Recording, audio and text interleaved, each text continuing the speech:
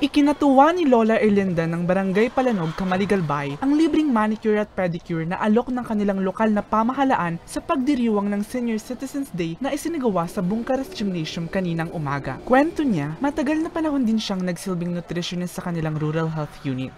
Dahil sa aktibidad, naramdaman daw niya ang pagpapahalaga pa din ng LGU sa kanya. Magpa-beauty rest parang.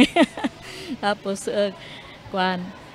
pag-abot naman didi, marita na entertainment terus kami.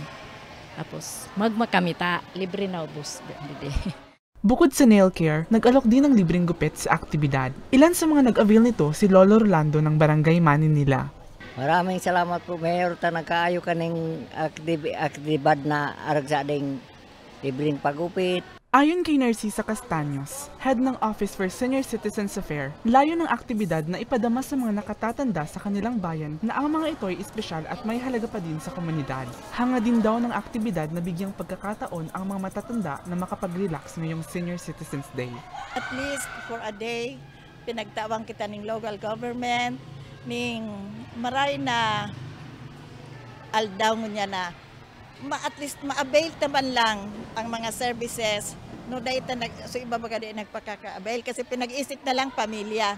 At least isipon na lang nindaan sa diri ninda no ay aldaw pa palang sinada pwede pagayunon, pwede ma-relieve ang stress, pwede ma-relieve ang problema.